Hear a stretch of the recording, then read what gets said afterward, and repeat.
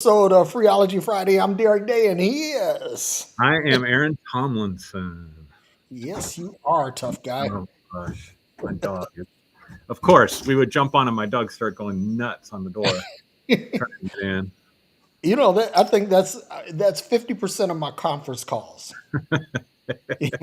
I get on a conference call, everything is quiet until I actually get on the call, and then all of a sudden my dog is like, danger, Will Robinson, Yeah, and, yeah, and he's going at it.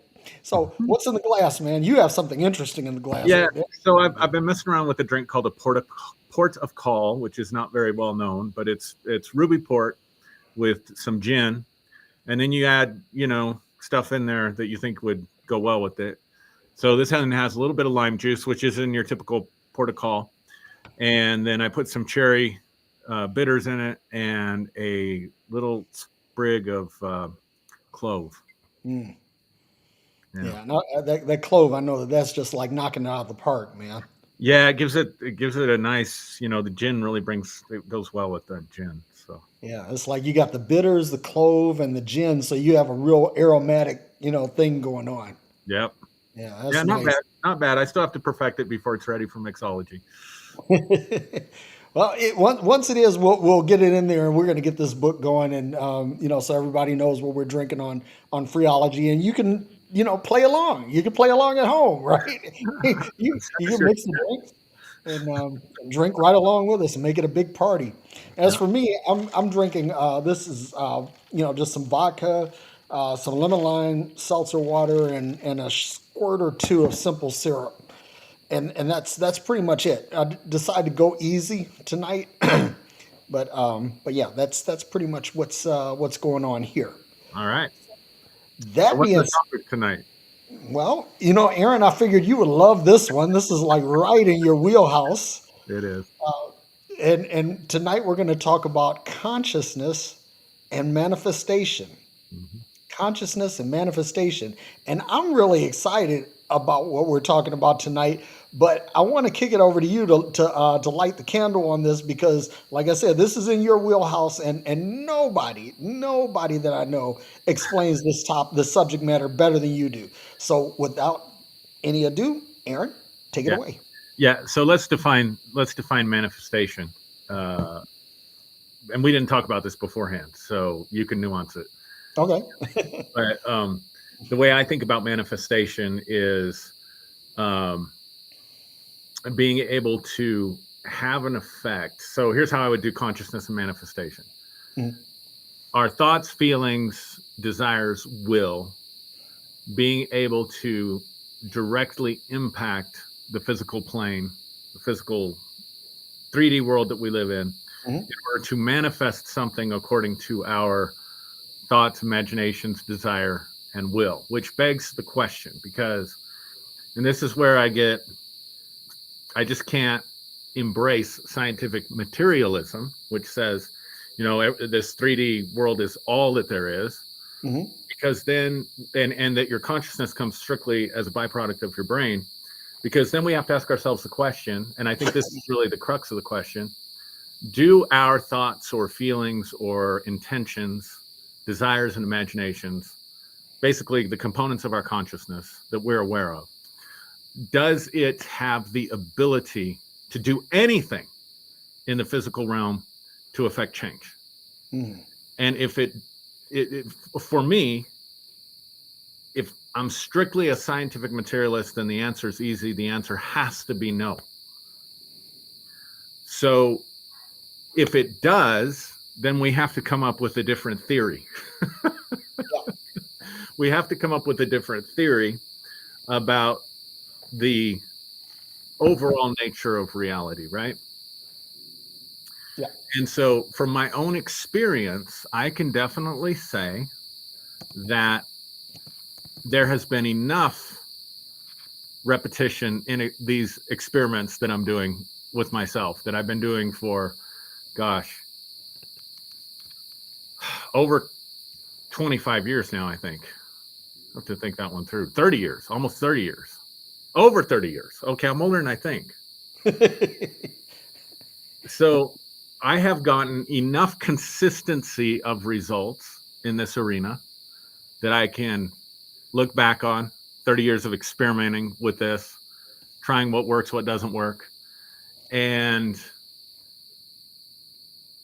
yeah, I am convinced that our consciousness can cause manifestation, or can impact at least, or influence the physical dimension, or the 3D world that we live in ways I don't know that we've even begun to imagine. And again, I'm basing this strictly off of experimentation and stuff like this. But I want to throw this out here because this is something that, you know, anybody that's watched my Sunday mornings, I've been talking about this because, you know, I got posed the question by a couple people that are good friends, good mutual friends of ours. You know, why did you have these experiences, but so many, like, I didn't experience any of this, and I knew so many devout Christians and you know, righteous people, people that believe, people that tried, who didn't get results. And I really have been pondering that question, and here's what I would propose as a theory as to why that is. Christianity in and of itself limits human potential on the physical plane, on the intellectual plane, I would argue on the emotional plane, the artistic plane. And by planes, I just mean areas of our life, right? Just using that as a metaphor. And so why not also in this realm as well? And here's why.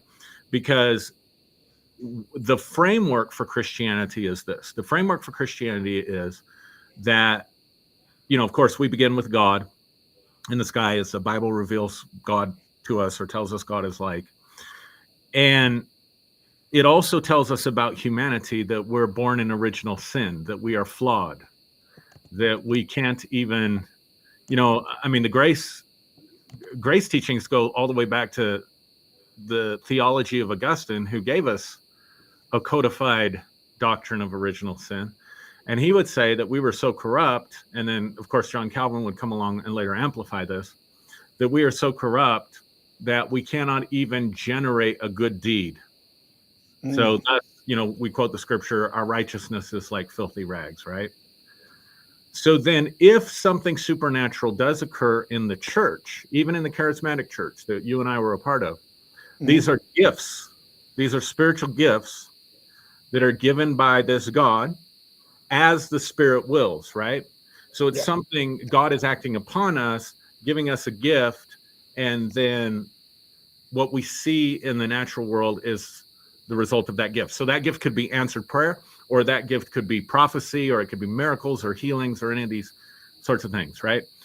And that model, obviously, is inherently flawed. Now, what I realized, and I just realized this within the last few weeks, I got disillusioned with Christianity in 2000, right as I took over and began pastoring. And I kind of gave up on traditional Christianity, even though I tried to operate within its framework. And what I started doing was reading metaphysical literature, reading about quantum physics. I really was kind of on a quest to find a different model of reality than what the evangelical church had given us, right? But I realized as a pastor, I had to operate within that framework. So I would take principles that I would learn from other sources, and then I would bring it back into the Bible, and I'd try to figure out where I could make the Bible. And I'm being honest, I would try to figure out where I could make the Bible say what I had learned was a principle over there. And so what we began to teach, or what I began to teach, was this idea of Christ in us, or the divine within us, and that it's not God answering prayers. So I used to draw this on a diagram. If you're praying for someone in a prayer line that's sick, you're directing your prayer upward to God, right? And then you're hoping that God, for whatever reason, directs power down to that person, right? And I would say that's not how it works. Something comes from inside you, and you do these things. You speak to the mountain, you do the miracle, and and you have this divine potential within you. Now, I'm using Christian language to describe it, but that's when we began to see results. So here's the difference. Christianity says you suck, you're born in original sin, you can't save yourself, you have to be saved by God. the extremes of it that we see in Augustine and Calvin. You can't even do a righteous deed. You can't even be drawn to God. You need God's grace to draw you. No one can come to the Son unless the Father draws him, right? Yep. And then anything supernatural that happens is a gift. Or for cessationists, and for people who don't know what that term means, people that believe that the gifts of the Spirit or supernatural phenomena have passed away with Mm-hmm. with the coming of the Bible, which I never was able to figure that one out. Then anything that happened, or if it happened specifically, if it happened outside of a Christian context, then it was the devil. Mm. And so what I'm at and where I'm at is when I really go back and analyze when things worked and when things were successful, there was something coming out of me Yep. that was causing the manifestation. So then that begs the question, what am I doing in my thoughts, emotions, imaginations, intentions, with my energy in order to produce that outcome on the physical plane? And I think that answers the question. That's why so many people don't get anything, because they're trying to operate within a model that clearly does not reflect reality, but reflects fantasy. And so therefore, of course, you're not going to get results because you're not operating at any place of cause and effect. Because at the end of the day, we're talking about cause and effect. Can my thoughts, intentions, feelings, or any human beings be a cause that can affect change in the three-dimensional world? So with Yep. that, I'll kick it back to you, brother. Thank you, Aaron. And that is really, one of the things that you had a really huge impact on my life is, because I was veering toward the materialistic, Mhm. that everything is, that's concrete, and that there's no real abstraction, right? That Mhm. everything it is, what it is. And so I found a quote, and this was Niels Bohr, who I think that I'm a huge Niels Bohr fanboy. Mhm. He was essentially I won't say he was the father of quantum mechanics, but he was the one that made it sexy, right? And so he said everything that we call real is made of things that cannot be regarded as real. The opposite of a fact is a falsehood, but the opposite of one profound truth may very well be another profound truth. Prediction is very difficult, especially about the future. And we've talked about this, like, over here, in my guitar is over here, and we say, like, okay, how do we know that a Mhm. guitar is a guitar? Because you had brought up something in a conversation that we had, like that if that a dog doesn't really look like a dog in real life. It has a different shape, or a different form, but we've agreed on a particular form, and we say that is a dog, right? So, is reality really made up of real things, or is reality an aggregation of substance that we agree is a form?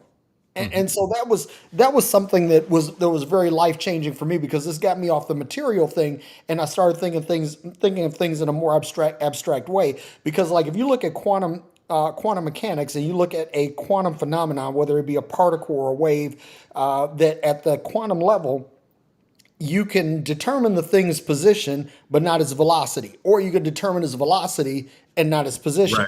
You Right. never know both, and the only way, like Werner Heisenberg, Yep. came up with the uncertainty principle to say, okay, that it's within this realm of probability that this thing will be at this place and at this speed, but you never know exactly what it is. And the mere fact that you observe a phenomenon changes it. Now, where I'm going with this is, in the spiritual world, right?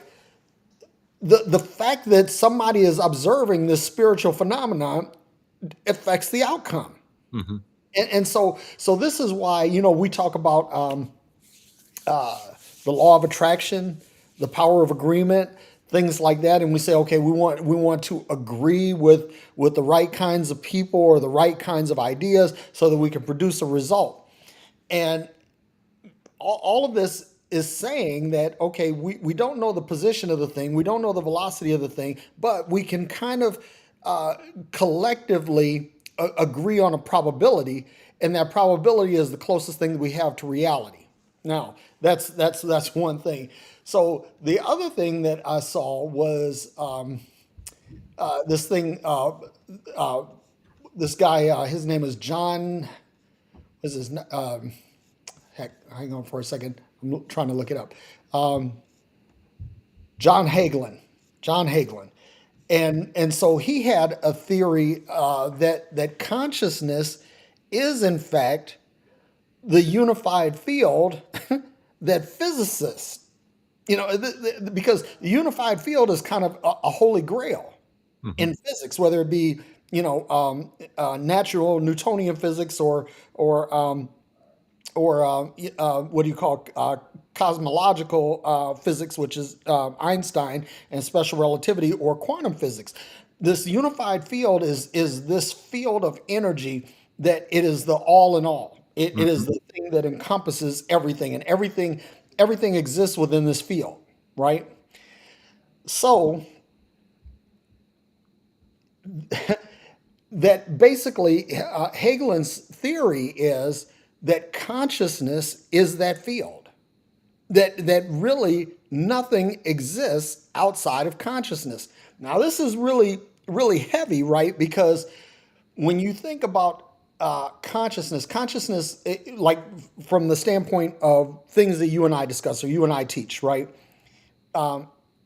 So consciousness is the thing that gives life to everything. It's the life giver. It's if it's God. If you want to you know uh, make it a little bit more concrete.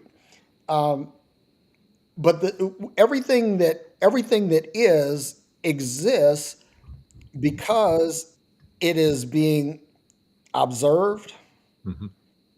that it's being agreed upon, that there is a, a a thought that directs the consciousness, and that it's a universal energy. And so it's like based on these three things, things appear. Hmm. And where I'm going with all of this is that if we understand this energy, if we understand this field, and we understand that reality is not made up of reality, that means that what we understand to be reality has to be highly malleable. It has to be highly pliable, Hmm. right? That we can change it, shape it, alter it Hmm. at will. Hmm. So there's one other thing too. So like that. Consciousness. I found this. It said conscious manifestation is all about intention. Intend that your vision happens at your will. Manifestation doesn't require an effort, but being focused on what you want.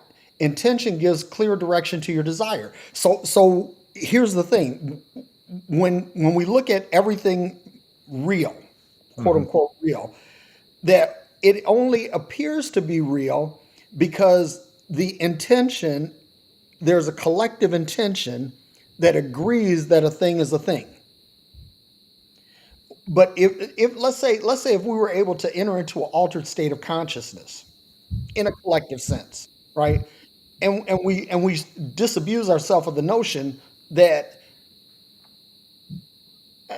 this may not be what we're looking at. Hmm. And let's say that really a guitar is a dog, Hmm. right? Or a dog is a guitar.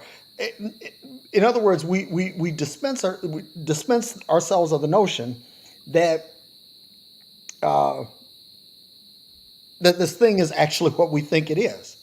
What I'm getting at here is the reason why I picked this is because consciousness. I think that if we understand consciousness, and understand how we fit into it, how consciousness engulfs us, surrounds us, permeates us, and all of that, and that this is a highly malleable field, then why can't we, manipulate the end game of consciousness, which would be a manifestation?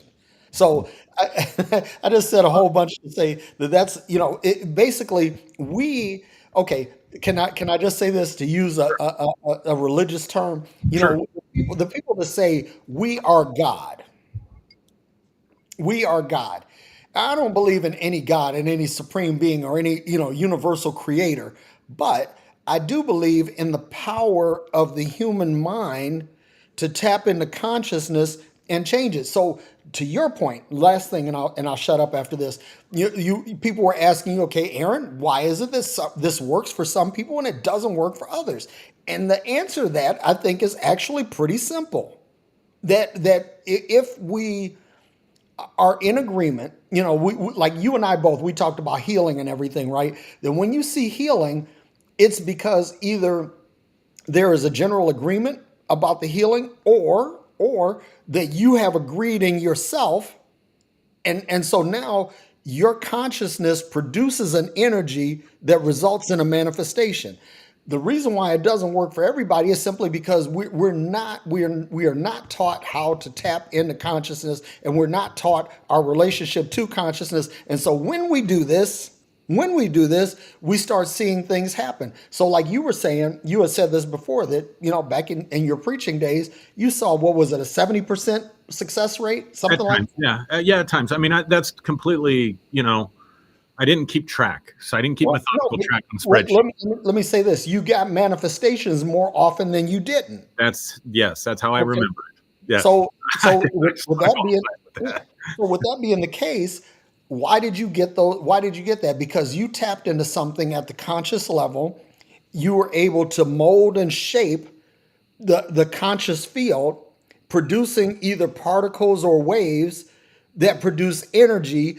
Because what you were saying, like, you've gone from the vertical model of praying up to God, God sending power down, right? You went from that to saying, okay, this power, this conscious power dwells within me. So now I'm going to speak to the mountain and tell it to be removed and be cast into the sea, right? So you speak it, you speak it, and we already know that words have power. Mhm. So that's what I was getting at. Yeah, a couple things that make sense out of that. When you talk about agreement, like we all agree that's a guitar. We all agree. We have really general agreements in the physical realm on basic stuff, right? And Yeah. that creates the structure of our life in this world. So Rupert, I heard a talk a while back from Rupert Sheldrake, who came up with the idea of morphic resonance, right? Mm, And he talks about how when we talk about laws of nature, that we're using language to describe consistent patterns in nature. That the term law is actually a metaphor, and he makes the case that you know laws in their most literal form are governmental, right, to govern society. And so we talk about laws of uh, nature as a way to describe consistent patterns in nature. mm, So he changes the term from laws to habits. mm. Okay. And so his whole thing of morphic resonance, and I guess the classic example of morphic resonance is Roger Bannister, right? Breaking the 4-minute mile. Nobody ever thought they'd break the 4-minute mile. Then Yep. when one person did, a bunch of other people started breaking the 4-minute mile.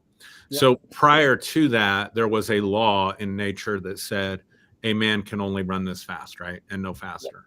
And Yep. then Roger Bannister supersedes that law. And when he supersedes that law, then other people are able to do it. Now people are able to do it all the time. So what he would say is that it wasn't a law of nature like we think about it. It was a habit of nature. And once that habit was broken, or you could say it this way, once the collective agreement was changed because someone did something that we thought wasn't possible before, Mm, then other people were able to step into that because the collective agreement changed. So this might also explain why people don't see results, because we have a lot of collective agreements about life. I mean, one of the things that I do, like I'm really try to be aware of subconscious programming and subliminal programming and stuff like that, mhm. just from a psychological standpoint, right? And so one of the things I noticed was that a few years back, the radio station I listened to, they consistently started running commercials for remedies for erectile dysfunction. Mm. And so, and it would always start out like this: men, after the age of 40 or after the age of 45, whatever it was, you Yeah. know, they try to make you think most men start having trouble with erectile dysfunction, right? Yeah. And I realized I'm hearing this commercial, if I'm driving in my car or have my radio on during the day or something, I'm hearing this commercial at least 3 or 4 times a day. Yeah. Yeah. Like, I don't want to start agreeing with that. Right. So, we have an agreement that we start losing our eyesight, in our 40s, that, we can only live to a certain age as human beings. And yet there have been cultures, even present, contemporary cultures that have Hmm. been studied where people consistently live past 100. Yeah. And could it be that in those cultures, so we start looking for the naturalist reason for that? Is it the water that they drink? Is it the food that they eat? Is it something about their lifestyle? We're looking for the answer out here. Maybe it could just be as simple as, in that culture, the expectation is that Yeah. you live to 100, and in our culture the expectation is that you don't live much past 70. And maybe that is driven by economic factors and capitalism. Yeah. Because in those other cultures, one thing they also do is they honor and age. They honor their elders. They don't discriminate against them for the younger, up and coming talent, right? Yep. See what I'm saying? So if we have collective agreements about how our bodies age, about the progression of certain diseases, if you have doctors who are authoritarian figures, I mean, they're just authority figures. I don't want to say authoritarian, that's the wrong word. Yeah. But, if a doctor comes in and says, you have stage 4 cancer, it's progressed throughout your body, and you've got maybe 6 weeks to live. Well, how did he come up with 6 weeks to live? Well, it's based on data, right, of the natural progression of that disease. But then it becomes a powerful agreement that then is spoken to you in authority, right? And Yeah. so now you're agreeing with it. And so you're establishing that. So I think, and that's also why some of these things that happen are such anomalies, because one person can't necessarily undo all of the agreements of an entire population. You see what I'm saying? Yep. Like, one drop in the ocean can't oppose a wave. Right.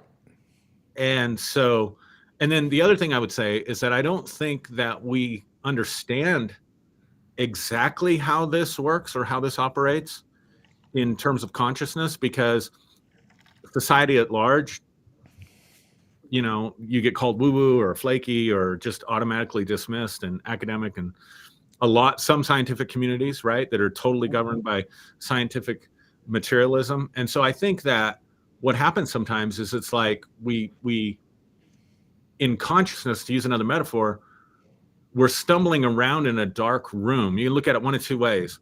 Somebody moved the furniture in your house and you're stumbling around in the dark. And so you're kind of feeling around, and maybe you're going to find that light switch once in a while, or maybe you're going to find the remote control, but you might also find, a pile of dog poop or something if you have a dog that's not potty trained. You see what I'm saying? Yeah. Or also a different illustration possibly could be, I don't know if you saw the movie, I think it was called First Sight with Val Kilmer. It's really a much older movie, like maybe even from the 90s, where this Okay. guy, it's a true story. The guy is born blind, and they're able to do a procedure on him that gives him his sight back, but he can't organize that sensory input. Like, all of a sudden he's got all this sensory input. He doesn't know what to do with it. And his life becomes a disaster because he can't function, because he's got all this input coming into him now that he doesn't know what to do with. And so ultimately his brain shuts that down so that he can go back to being blind, so that he can operate in the world the way he was accustomed to operating since he'd been born. And so I just wonder if this field of consciousness, when we find ways to enter it, we're kind of fumbling and stumbling around with it, because we don't. Or you could look at it a different way. When the globe was being explored, right, by Europeans, the explorers, or they don't know what's out there, right? It's uncharted territory, and so there aren't well-worn paths or highways and freeways and infrastructure and trains and planes and automobiles. uh, that allows us to navigate that realm as efficiently and consistently as maybe we could in order to really change the nature of our experience and of our reality. So those are some thoughts that I have just off of what you said just now. Yep. And you know, now this is where I'm gonna take the discussion over the edge. Okay. 'Cause I was thinking about this, right? That I read the statistic. It said that the percentage of matter in the universe that we know to be real, in other words, comprised of elements in the periodic table that Right. can be defined by the standard model of particle physics and so on and so forth. It said that that amount of matter in the universe only adds up to 5% Right. of the universe. Then they said that dark matter is about 27%. But dark energy is 68% of the known universe. And this is where it goes over the top, right? Because the dark matter we have yet to physically observe. We can model it mathematically and say that based on this model, consistent with other models that are easily, discernible, provable, that this holds up, right? That the amount of dark energy, that number is consistent. And the same thing with dark matter or dark matter, dark energy. It's the same thing. Now, what if, and this is, I'm getting totally hypothetical here, Yeah. totally. Well, yeah, sure. But what if this dark energy is that consciousness? What if that is the unified field? What if that's the thing that what is that stuff called? Mycelium. It's like a fungus that grows under the earth, and they call that the Internet of Plants, Yeah. right? Hmm. And it's the way that plants understand the condition of other plants over long distances, right? And this is why, like, people say plants are sentient, that they have some kind of consciousness about them. Hmm. Well, this mycelium. Well, let me take you back. In Detroit, when I was growing up, there, like, you had a front lawn and then a sidewalk, and then you had a secondary lawn between the sidewalk and the street. And this is how pretty much all neighborhoods were set up in Detroit. And typically in that secondary lawn, on just between the sidewalk and the street, they would have a tree there. And it was usually an elm tree, because that was, I guess they were cheap, easy for the city to plant and take care of.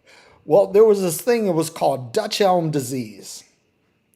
And Dutch elm disease became a plague that plagued all the elm trees in Detroit, Hmm. literally to the point where they cut them all down. Wow. Now, here's the reason why they cut them all down. Because not long after Dutch elm became a thing, that began to manifest as diseases in other species of trees. And so the wisdom was that if you don't take care of these elm trees, this disease is going to spread. Now watch this. Dutch elm was called a communicable disease. In other words, if you had two elm trees on the same street, that they would get it. That the disease would spread either through the roots or through the air, but it was a communicable disease that was shared between plants. Now, what they didn't understand was, why was it that elm trees in, like, say, another Michigan city like Port Huron were impacted by it? And it's like 100 miles between Detroit and Port Huron. But here we have this situation.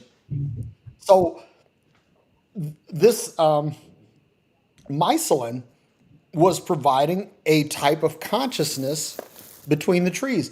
It wasn't that the trees in Port Huron were getting sick because the disease had traveled. the information had traveled, Right. right? And so now we're beginning to understand this, like how mycelium works. But I think that this collective consciousness works the same way. That's why, people talk about the '70s, the late '70s, as the malaise era. You know, and unfortunately they often associate that with President Carter, right? This was a time of malaise. So why do we have this malaise? Well, high gas prices, sure. Inflation, sure. The situation in Iran, yeah, sure. All of these things, right? But could it have been that through consciousness, that there became a mindset that spread, that even though things were really not that bad, and looking back on it historically, they weren't, Hmm. but we considered them to be bad. And so through this consideration we began to create a manifestation of malaise, Hmm. right? So this is why I was taking this into the whole dark matter thing or dark energy thing, because you know we don't know what dark energy is. We just know this out there. We know that it's like the most prevalent energy that's in the universe. Okay. So what does that mean? What is it comprised of, or what does it consist of? And I would humbly submit, and I would love to be a little bit sharper in math and hypothetical formulation than I am. But I would suspect that dark energy might be that glue that holds it, that it's basically that unified field, that it's that holy grail, that everything, you can't see this, you can't touch it. We haven't found a way to empirically quantify it, but we know it's there. We know it's there, and we know that it does something, and we know that it's connected to everything. So that's that's the part where I'm taking the discussion over the cliff. I mean, it is speculative, but if you don't speculate, you stay stuck, right? Yeah. You stay stuck in a model of reality. So here's the funny thing about consciousness. I'm thinking about this too, and I mean, my mind's going all over the place. Like I was thinking about something I watched this week about ancient Egypt, and how if you look at some of the hieroglyphs, there is sort of as a background to the hieroglyphs, there's a net. And the guy that was doing the presentation said that when we translate something as gods or goddesses from the ancient Egypt, whatever, however they do that. I'm not a linguist. Right. It's a mistranslation, that the actual term that they would be used would be more akin to netters. And that Mm, they believed that there was this net of energy that permeated all of the universe, and that what we would call today supernatural phenomenon was possible by certain people who learned to become masters of the net. mm, And mm. so that is really kind of that unifying principle, that unifying theory, right? Yep. Something else that I saw, and again, I'm getting in way over my pay grade. I hesitate to do it, but uh, I watched because I'm just on a quest to understand this stuff as well as I can, and I'm interested in it. And I watched a quantum physics professor. I want to say from one of the Ivy League schools. I want to say from Harvard, and he was doing a presentation for physics students over in at Oxford. And the title of the presentation was "The End of Time and Space." Mm. And his the point of his talk was, and he was talking about black holes, and of course, using calculus that was way above my head, but he was basically using the math and the phenomena of a black hole to say, basically, black holes kind of prove that our theory of time and space is inadequate or incomplete. And so he was making a very bold statement, but he was saying that he believes that we are in about every 100 years or so, humanity comes up against the limitations of their own paradigm, or science comes up against the limitations of its own paradigm. And it Mhm. requires an entirely different paradigm and different way of looking at the world so that we could have the next scientific breakthroughs. And so he talks about how quantum physics, when even though they were just looking at like the theory of relativity and some of the theories of quantum physics, that allowed us to have transistor radios and Yeah. have Silicon Valley, and so it transformed our lives. Um, and so his assertion is that quantum physics is at that same kind of a crisis where he's expecting a new theory to emerge that will be completely different than any theory we have. But he said the one thing that we'll have to do is, so when he says the end of time and space, he said what he thinks is that we have to come into a theory that there is something, a matrix, if you will, out of which time and space itself arises. That there is a level or an understanding of physics and reality that is the mother of time and space, but that is actually out there that we haven't been able to even conceptualize yet. So it's interesting if you think about this. If you take, really ancient native people, they would hear thunder and they would try to come up with an explanation for thunder, and Mhm. they would come up with the simplest explanation they could come up with that fit their worldview. So they said the gods are mad and the gods are fighting. Yeah. Or disaster would happen. A lot of these rituals, uh, uh, holidays and things like that were designed by ancient people because they thought the gods were angry, and that explained drought, or that explained catastrophes and hurricanes and stuff like that. So we had to appease the gods so that they didn't get angry with us. So they're trying to understand things that are way beyond their conceptualization of reality, and they're trying to understand it within the context of their worldviews.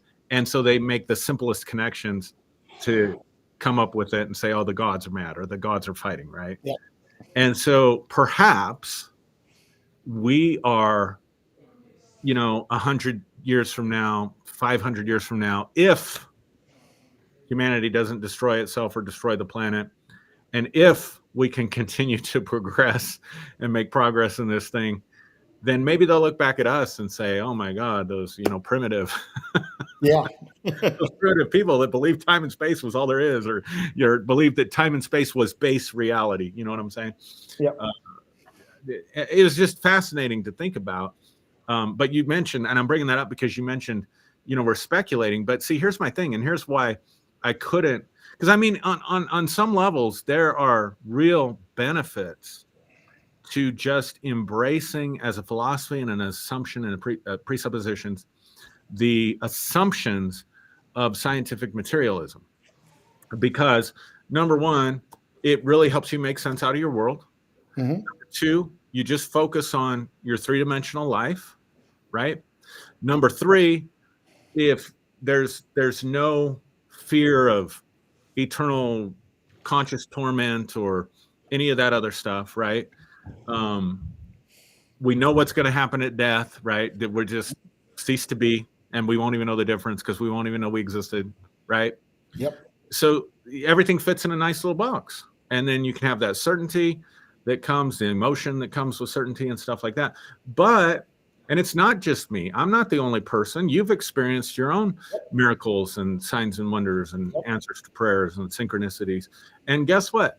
So have people in Hindu traditions and Buddhist traditions, and the come from shamanic cultures where the shamanic is still very much part of their culture. I mean, I have friends that they've been in this country, their family, for generations, but they still have certain home remedies or whatever, or beliefs that come from the curanderos that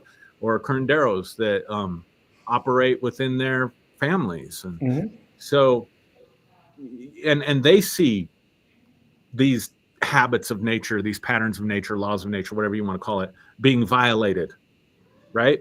So now, and then you can go back in history, and even, one thing that's interesting, and I'm just rambling all over the place, Derek. Dude, keep on. I'm Thing loving that's it. interesting, one of the things that, if you go back and you look at the history of the scientific revolution, Mhm. um, and I did a video on this on my YouTube channel. I think I posted it today.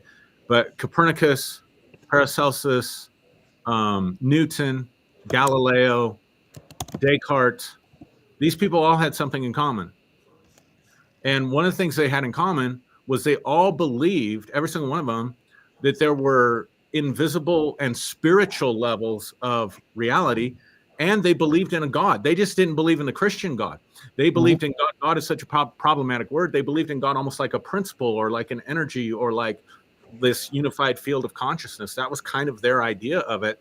And they believed that there were levels of uh, reality that were invisible that could affect change in the material world. So that, Paracelsus was a alchemist, Yeah. um, and so they were trying really to bring in more hermetic type of philosophies that go back to Plato and even predate Plato, and make that the foundation, the spiritual foundation for Western society, rather than um, uh, the Catholic Church, because Yeah. all the Catholic wars and stuff like that.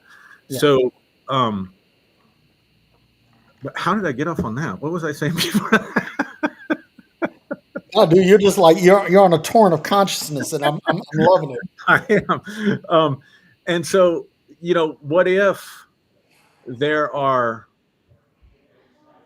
what if they were right, like the materialists? So then you had the oh, why I can't embrace scientific materialism. So Yeah. even the people that gave birth to the scientific revolution were not scientific materialists. Yeah. It kind of got co-opted, even you could argue in the 19th and 20th centuries. But the reason I can't embrace it is because there is no explanation for remote viewing. There is no explanation for telepathic type communication. There is Mhm. no explanation for, I'm not even talking about healing or that kind of stuff, Yeah. but just the way consciousness can interact, precognition. Um, I was talking to one of my clients a couple of weeks ago, and they were talking about how they had a dream, and in their dream, their uncle comes to him and says, everything's going to be okay, and comes to him with a message in this dream and whatever. And a couple of days later, they call home and they say, well, how's Uncle so and so doing? And they said, oh, he passed away on that same night that she had that dream, right? Yeah. uh, there's no explanation for that stuff within the realm of scientific materialism. Yeah. So therefore, it can't be right. It can't be right because it can't explain those things. Yeah. Even if somebody's never experienced those things, then we have to say everybody who says they have had those kinds of experiences is lying, Right. or everybody that has those kind of experiences is just trying to make a buck off of it and doing all this fake, magician crap. Because I've heard people use that to just Mhm. completely explain it away. Well, people like, who's the guy? Uh, Edgar Casey. no, Randy, the guy, the magician that used to go around and like try to prove that all the seances and stuff was bullshit. I mean, Oh, yeah, yeah, yeah. God, I can't think of James Randy, Yeah. Yeah. Yeah. or Houdini. I mean, that became a tradition within stage magicians to go around and prove, all this stuff was illusions, and then that Yeah. just gives us a way to excuse that away. But I'm not talking about that. I'm not talking about people trying to profit off of it or make a name or make money off of it. I'm talking about just average people like my client who had this experience that they can't make any sense out of, right? Yeah. That transcend, where information is being passed that's bypassing the laws of time and space, Mhm. right? Yeah. And so, because scientific materialism doesn't even have a theory, doesn't even have a working theory, won't even take it seriously, won't even consider it, well, then it can't be right. Yeah. And the assumptions can't be correct. And so that's, you know, where I'm So I have a theory on that, or a hypothesis. Let me say it that way.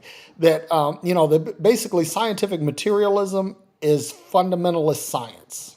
yeah, it You is. know that you take a position of absolute and say that this is it and that's all there is. But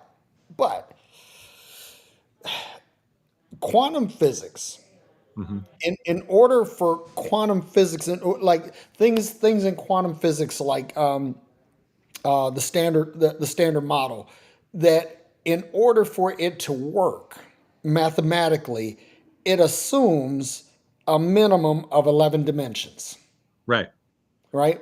So we think of things in a three-dimensional space, right? And I so love that you're going here. therefore, if it doesn't happen in these three dimensions, then it cannot be. But we already have a scientific model that assumes a minimum of 11 dimensions.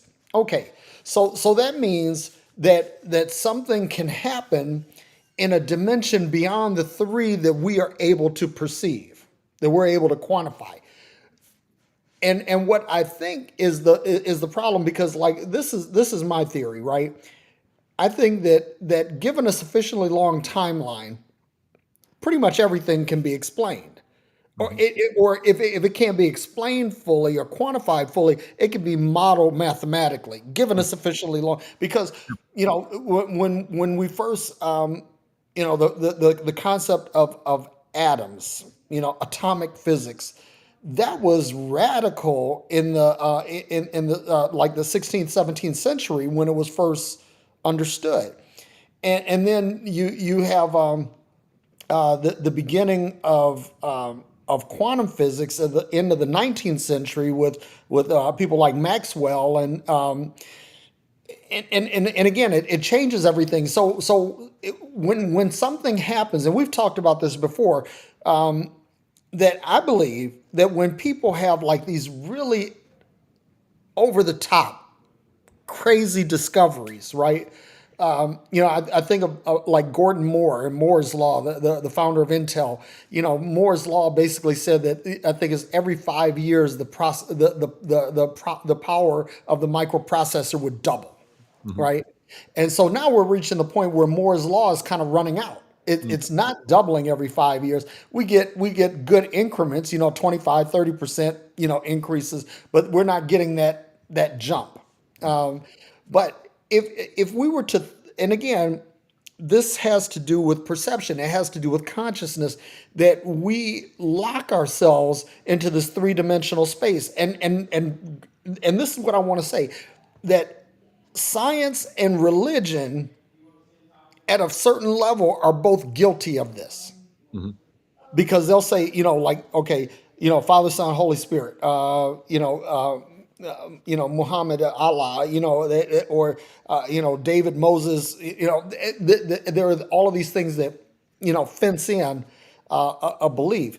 And then, like you said, with in science, you have scientific materialism that says the only thing that is what we can actually touch. But we know that the quantum theory says that everything that we know to be reality is made up of things that we cannot consider to be real, Hmm. right? So, in order to break the paradigm, something has to happen to force us to think extra dimensionally. Hmm. So I think part of the problem is that education in general fails us, because when we talk about science, we talk typically about natural science, right? We're not talking about theoretical science, where in the quantum world, where we're saying, okay, we need to explore these 11 dimensions and find out what's happening here, because like things what we call the supernatural, what we call paranormal, what we call psychic or telekinetic, or all of these different things, these could be natural phenomena in these dimensions that we don't Yeah. typically explore. Yeah. So I think that where education and religion is failing humanity, in that, okay, we're already in the quantum realm in terms of our knowledge, right? Mhm. But we're still teaching natural science as if that's the be all to end all of We are. science. And Absolutely. so what happens is, just like if all we teach is old school religion, then the religious needle doesn't move, and things like grace movement or universalism or inclusionism, they don't happen because you don't explore those, right? And the same thing with science. If you're looking at three-dimensional science, but we have exposure to or access to an understanding of an 11 dimensional universe, okay, why aren't we exploring that? And if we begin to explore that, then I think that what will happen is that we'll start seeing some things. Our consciousness expands, our manifestation will also expand. Yeah. And you'll start seeing things happen where, more remote viewing, more telekinesis, more, parapsychic, kind of things that happen. And then when we take this understanding of the 11 dimensional universe, right, and then we begin to reverse engineer this and basically do a comparative analysis of what happened in the past, then we'll find that, like a lot of things we see in the Bible, in the Quran, in the Bhagavad Gita, that all of these things, okay, now this makes sense because there were things happening in these extra dimensions that we had no mechanism for considering them, but now we do. And I think that science is doing education a grave disservice by not promoting this way of thinking. Because and here's the other thing too, I think that part of it is religion is deliberately stifling that, because once we begin to explore this in a physical sense, right, or a scientific sense, Yeah. then the need for religion goes away. Yeah. So I absolutely love that you went here. And again, this is a hypothesis on top of a hypothesis. And I hope our viewers appreciate the intellectual honesty with Yeah. which we are approaching this topic, Yes. because it would be so easy to just come up with spiritual theories or philosophies and just say, this is the way it is, right? Or scientific theory. Yeah. It'd be Uh, easy. Yeah. So, I hope people don't discount it, because we're layering hypothesis on top of hypothesis. We're being very intellectually honest in the way that we're communicating this with our audience. And I hope that people appreciate that. But you mentioned the 11 dimensions. So let's think in this way. If you take a triangle or you take a square and you add a point in the third dimension, right? Mhm. You stretch it out into that third dimension, it becomes a cube. It becomes something totally other than what it actually Yep. is. Yep. It becomes a pyramid. It becomes something totally other than it actually is. Now, if that fourth dimension that they can model in quantum physics and mathematically is fundamentally there, then what happens if you can take a point, a reference point, into that dimension with a square or whatever, any kind of three-dimensional geometric shape you want to, what does it become? What would it look like? What would the experience of that be like? We have no way of knowing, because our sense organs, these sense organs, and this physical body, and this is where I wonder if evolution screwed us, right? Like, we were so busy trying to keep these bodies alive Yeah.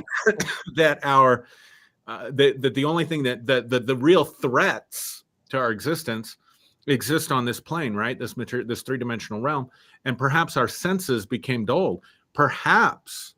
Mm. And so we had to close off these other dimensions because we were fighting so hard for survival in this Yep. dimension. Does that make sense to you?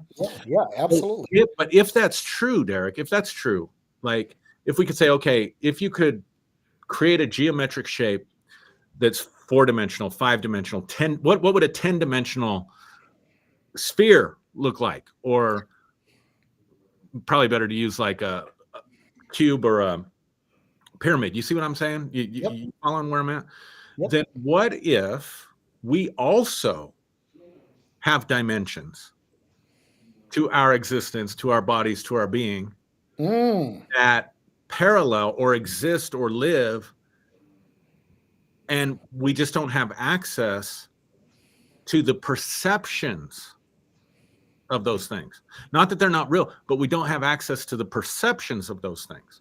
So Or then we have to learn how to access it. my body exists then potentially in 11 dimensions, but I'm only Nice. aware, just like if you get pain in your toe, like, or when I was struggling with pain in my neck, like, I was totally aware of my neck. If you stub your toe, you're totally aware of your toe because of the contrast, right? But in everyday life, I'm not thinking about my big toe unless I break it. You know what I mean? I'm not constantly thinking about it. Right. It comes in my awareness. So what if there are things that awareness has been shut off to, and reawakening that awareness then is one of the keys.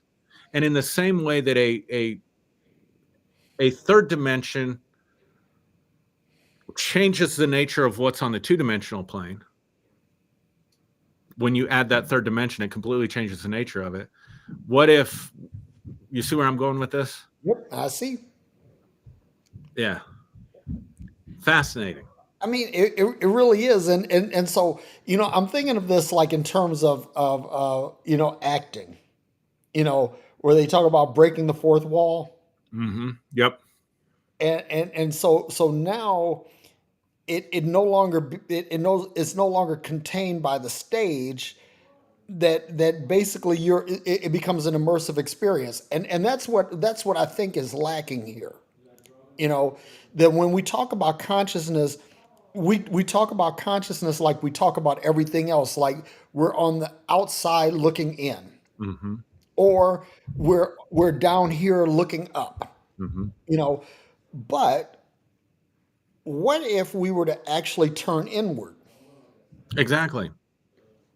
and start from there, start from within, and say, okay, if I draw a ray from any point within me to someplace beyond me, Love where you're taking it. how many rays can I generate, right? So we'll say, okay, I have height, I have width, I have depth, right? But I'm also moving in time.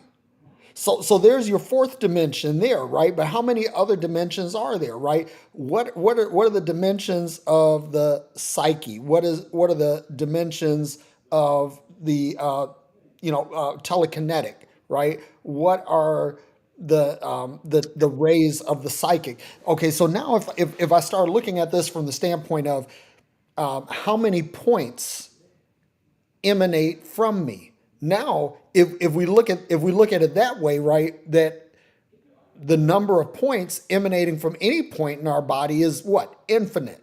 Yep. There's an infinite number of rays emanating from our body. So why do we stop with this one, Right. or this one? Right. Or time this one. Why do we stop there? Why not find out, where the next plane is? And so I want to jump off into something else. And this is like another all over the edge thing, because we mentioned altered states of consciousness, but this is where I believe that like psychedelics and you know Just think things of like that. this. We are tracking tonight, bro, because you're just, I'm you, telling you. yeah, go ahead. Go ahead. So it's like if you can Talk that talk.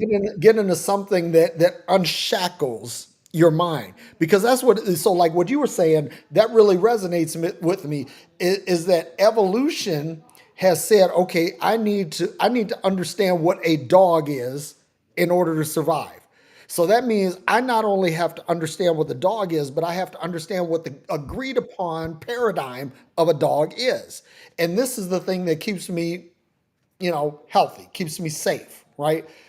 But what if we're able to go beyond the accepted definition? What if we're able, because we've talked about this before, that, again, I believe people that have these great scientific discoveries, breakthroughs, that people that amass this insane amount of wealth in a short amount of time. I mean, it's like you look at Mark Zuckerberg, was we're on Facebook, right? Look at Mark Zuckerberg. This guy goes from being a college student to being, one of the wealthiest people in the world in what, 25 years? I mean, Hmm. 20 years? Yeah. How did he get here? What was it that he saw?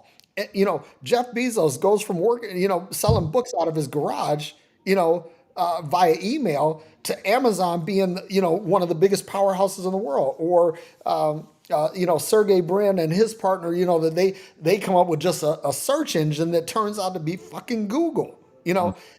So how do things like that happen? Steve Jobs and the iPhone. How do people go from something ordinary to something extraordinary? And so, like, this is something you and I have talked about. I believe that these are people who have seen in these other dimensions. Mm-hmm. That they traced a ray from their self to some dimension that the rest of us can't see, and Right. they saw something there, and they said, that is profound. That looks interesting, or I think that will help out a lot of people, and they bring it back, and all of a sudden, this model changes everything. Mm-hmm. You know, and so if we can get to the point, and again, this is like where I think psychedelics and other natural herbs and drugs that allow us to alter our conscious state. I think that if we can if we can, first of all, if you take all of the stigmas off this, and say, okay, let's try this. What can we explore? What can we discover? I mean, this could be, everybody talks about, okay, being able to go to the bottom of the ocean or being able to go to the far reaches of space, and they talk about all of these discoveries when the mind goes largely undiscovered. Yeah. You know. So Yeah. anyway, So Bernardo Castro, in his book, excuse me, goodness, in his book, Materialism is Baloney, or Why Materialism is Baloney, I can't remember the exact title. He has to counter. He begins by countering the materialist argument for consciousness, and the materialist argument for consciousness is that our brains generate our internal experiences. That it's all the byproduct of our brain. And he goes through a list of about 10 different phenomena that people experience where their sensory experience becomes heightened and they see things that, quote unquote, aren't there. And when they study them, the brain activity actually gets quieter, not more robust. So, for example, when you and I go to sleep tonight, or anybody goes to sleep, this is my example. This isn't, I don't think this is in Castro's book, but when we go to sleep, what happens? Our 5 physical senses shut down. I mean, if we're asleep, we're not feeling the bed. We're not seeing any, the room that we're in. We're, I suppose there are people that sleep next to subway trains. They're not hearing the subway train. I mean, it's very quiet out where I live, so we don't have that problem. But yet we have these sensory experiences we call dreams, right? So there seems to be a correlation between closing down the physical senses to awaken something else. So let's follow that train of thinking, or that line of thought through. So you mentioned, Joe Machuda here, he mentioned ayahuasca. So we mentioned psychedelics. Mm-hmm. So they've looked at brain scans when people are taking psychedelics, and the more intense they come out and report their experience to have been, the less brain activity that they see. And Bernardo Castro says in some of these studies that people that go on a really strong, psychedelic trip, their brain activity is close to dead. You would expect the opposite. In fact, for materialism to be right, the opposite would have to be true. The brain would have to be involved, right? If that's the explanation for consciousness. So he talks about people who use asphyxiation to induce psychedelic states. And what they found is that asphyxiation takes the brain down, takes the brain activity down. And when the brain activity goes down, they have these, fantastic experiences. And of course, near-death experiences, which aren't as reliable, because there's probably more people that experience near-death and don't see or anything than people who do. But there's parallels there, right? And so what if it's not that you have to shut down these senses to awaken the other parts of us that are actually right now existing in these other dimensions, but when the physical senses in the brain is shut down, then those senses wake up. You see what I'm saying? Yeah. Like, oh, those other parts of us wake up. And that also then means that just like the 3 dimension is not separate from the 2 dimensions, the the pyramid contains the triangle, and the triangle contains the pyramid, the cube contains the square, and the square contains the cube, then all these dimensions, they're not up out there somewhere. They Mhm. are interpenetrating. The relationship, it's mind-blowing to think about. So maybe when we die, what happens is we just, the part of us that exists in these other places of consciousness, that maybe is more of a consciousness reality, but yet a real dimension, right? Yep. Real, right? Yep. I mean, it's mind-blowing. It's fun to think about. But I have a theory about this, right? About dimensional thinking and consciousness, right? Or a hypothesis. I have to stop saying theory. I Yeah, have a good try. hypothesis Good. um, that basically, I think that death occurs when we've actually reached the end of our three dimensions. Yeah. In other words, that the brain no longer can process anything further because we've been conditioned to think of that as a limitation, right? But imagine if we get past the three-dimensional or even four-dimensional thinking, or the three-dimensional plane of consciousness, and then we're able to explore every dimension of consciousness because like what we're saying, that you have multiple rays emanating from you in every direction, right? So how many points of light, if you will, are emanating from? It's an infinite number. What if we were able to exercise or manifest, in multiple ones? So let's just say if we were able to get past, let's say get past 4 or 5 dimensions, Mm-hmm. and we're able to operate, Mm-hmm. function Yes. on those planes of consciousness, because scientists, material, natural scientists, scientific materialists don't understand why the human body dies, Right. because it will repair itself. You have an injury, you break a bone, it'll fix itself. You cut yourself, it'll fix itself. Unless there is some disease in the body or some kind of disorder in the body knows how to repair itself, right? So why is it that the body doesn't repair itself against age? Age seems to be the one thing, and you know what I believe, Aaron? I believe that we die because we're conditioned to die. Yeah. And if you break that conditioning, then we reach a state where the body doesn't die, and because we're changing our thinking. Imagine, so I got to throw something biblical out here, right? Mm-hmm. Jesus dies, and he shows up to his disciples who are locked in a room. Mm-hmm. The door is locked. Mm-hmm. Nobody can go in or come out, right? But Jesus walks through the door. Now, let me just say this. First of all, full disclosure, I don't believe that there was a Jesus, but that's a different story. But I believe that this story makes sense on a very quantum level, and this is it, right? What happens when let's say if we're able to operate beyond the stated dimensions that we understand. Let's say that we're able to, let's just say, hypothetically, let's say that we're able to operate in 100 dimensions. Let's say we get to that point. That means, I humbly posit to you, the viewer and the listener, that we'd be able to walk through walls just like Of course. Jesus did in the story. Of course. Because matter is vibration, vibration is matter, and that was something Nikolai Tesla had talked about, and if we get to the point where we're able to to change our vibration, then that means we are no longer limited by the physical plane. So now you were talking about astral projection. What if instead of astral projection, that we're able to actually project our physical self into another realm? Yeah. So think about it this way. If let's say you have a glass door, right, or a long glass window, Uh-huh. and you've got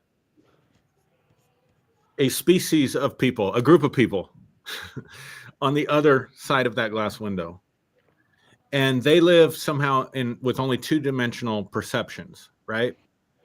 Yep. And I go and press myself up against that window, Flatland. Yeah, that's where I'm going with this. They can see my two-dimensional image, Yeah. right? Yep. But if I were to back away from that window because they have no perception of that dimension, it would be to them as though I disappeared. Yeah. I could see them the whole time. And then let's say you have a row of these windows. So I press myself up against this one, and they can see my form because it's two-dimensional, right? And Yep. then I step back. They can't see me now. And all I do is walk over to the next window and press up against it. It's going to look like I disappeared and reappeared. So who knows what we would be able to do if Yeah. we could not only perceive these realms, but activate our bodies to operate in those realms. You see what I'm saying? Wow. Yeah. I mean, it's crazy to think about. Yeah. Yeah. But that's how these dimensions would work, right? So if we Yeah. could get into the 100 dimensions, we could do all kinds of crazy shit that people that with our three-dimensional thinking, three-dimensional agreements, Yeah. three-dimensional perceptions, that would be simple. It's simple to walk away from that window and walk over to the other window, right? But to the Yeah. person living in the flatland, it looks like magic. Yeah.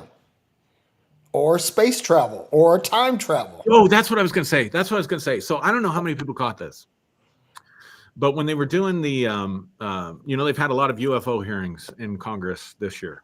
Yep. They did the disclosure, and then you had that guy that came out that was on 60 Minutes, who actually had, as I understand it, authorization from the government to share the stuff that he shared, and he testified before Congress. And so a few of the people who testified on this, when they asked, what do you think this is? A number of them said, or at least two of them said, I know there was at least two, so I can't say a number, I only can verify two, said, we don't think these are aliens from outer space in the traditional Star Wars, Star Trek model or way of thinking. We think these could be extra dimensional beings Yeah. that are coming into our dimension. And then I was just reading up on some of this stuff. It was Whitley Strieber who wrote the book Communion. So, I mean, he knows a thing or two about UFO abductions and phenomena. And he says in a book that him and Jeffrey Kripal wrote on the supernatural that they had, that he had met, I want to say it was a general in the Air Force who said that there was a memo that was circulated that these were extra dimensional beings and that they were trying to penetrate our world. But in order for them to penetrate our world, there had to be an agreement collectively that was strong enough that they could pierce into our dimension. And that was the reason for the non-disclosure. It wasn't this, conspiracy thing. It was like, if enough people start believing in these things and we tell them the truth of what it is, and we come into a collective agreement that there are beings from other dimensions trying to get here, we will open a stargate, so to speak. Wow. I'm having fun with it. Okay. We will open a gateway, a dimensional gateway in consciousness that will actually allow them to invade our world. So therefore, we have to suppress the information. Wow. But here's the thing: if you know that this is happening, and you know that there's some good that comes from it, then why suppress it? Unless they ain't good. Well, yeah.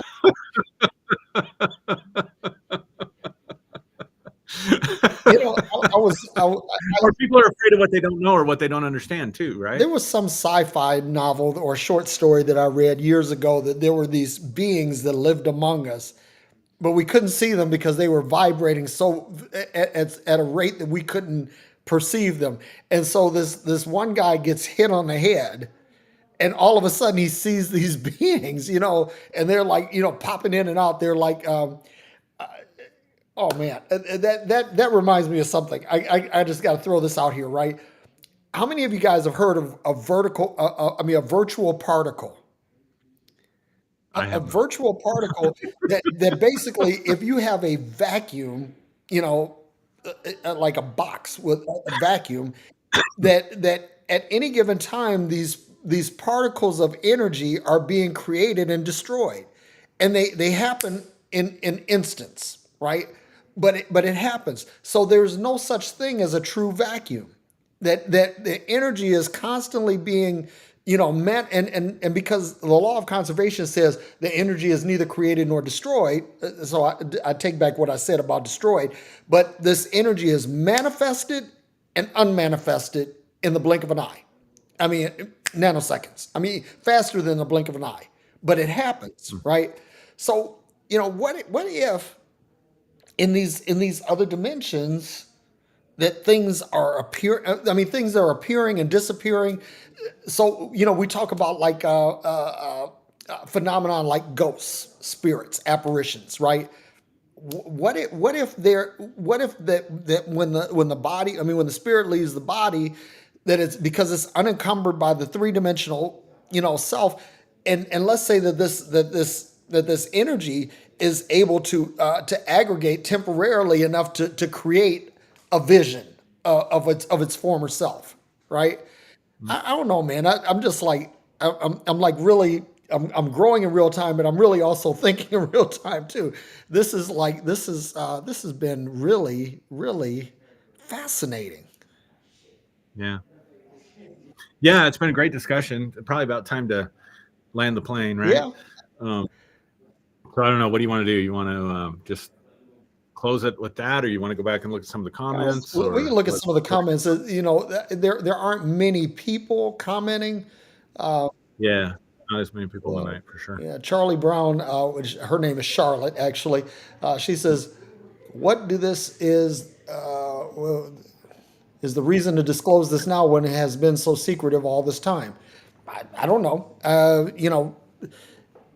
That's a great Yeah, question. one of the things that I think is that I think that now we might be ready as a species to understand this. I think that 50 years ago, 100 years ago, probably not.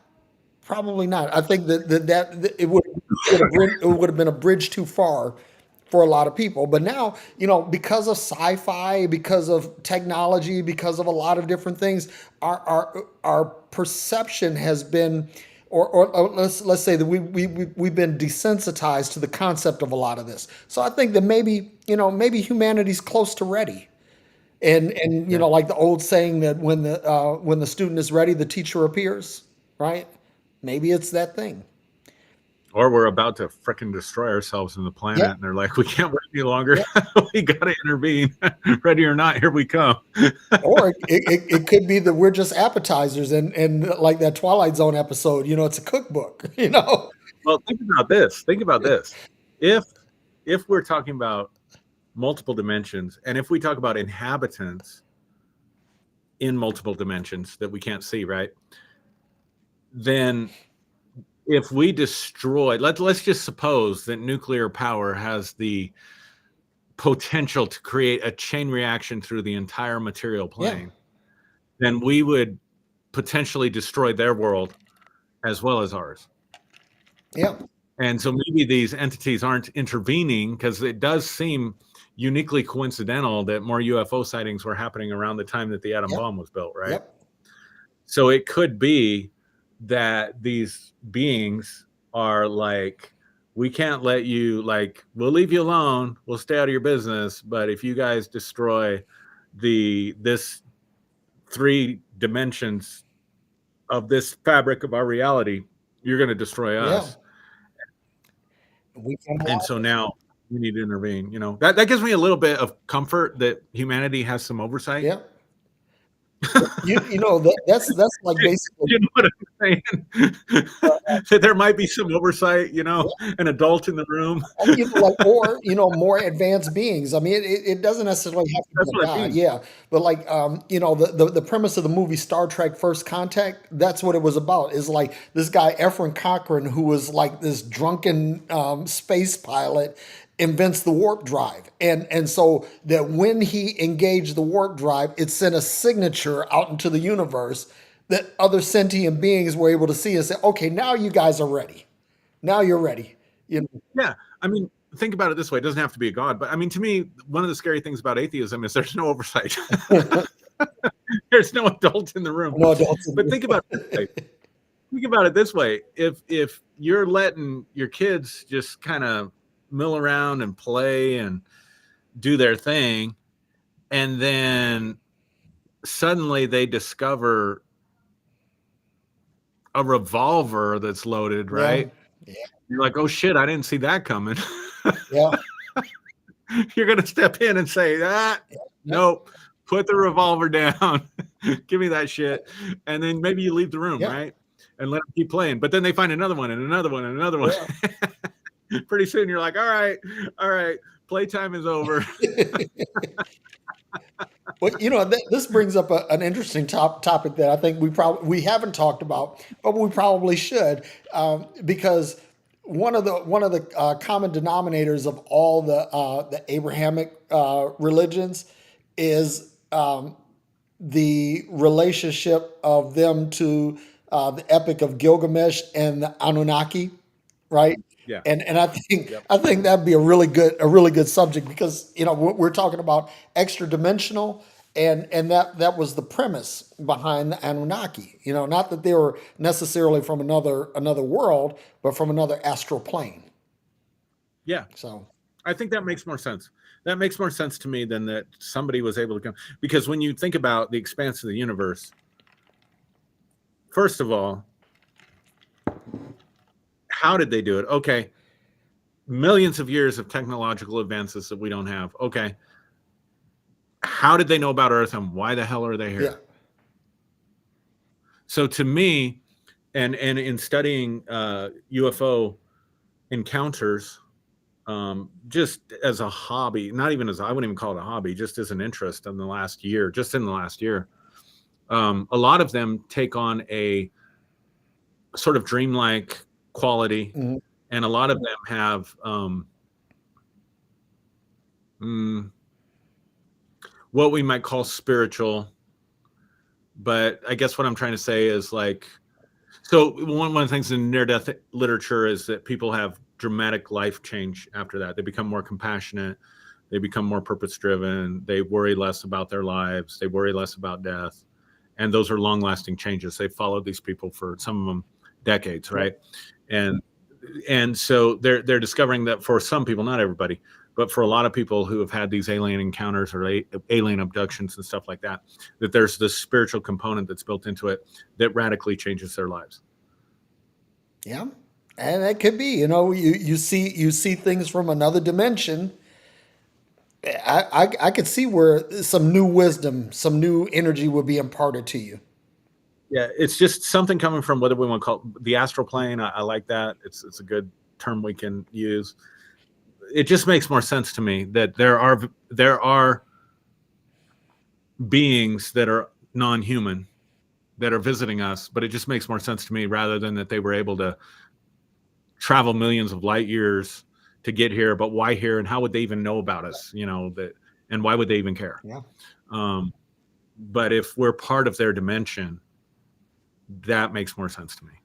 yeah, part of it, adjacent to it, or that there's an intersection, a converging point, between us Yeah, and yeah, a lot yeah, of different ways to slice that. yeah. But dude, Absolutely. this was. I knew this was going to be a It good was fun. subject, but oh my god, I'm like on a whole different sphere of consciousness here. So It was fun. I hope people enjoyed it. yeah. All right, man. Well, let's go on ahead and get out of here and go ahead and close us out, brother. Damn, I need to go back and watch that episode from 2 weeks ago and figure out what it was that you said because it was so good. But anyway, stretching your thinking, growing in real time. Thanks for watching us, and we will be back next week. All right, love y'all. Love you.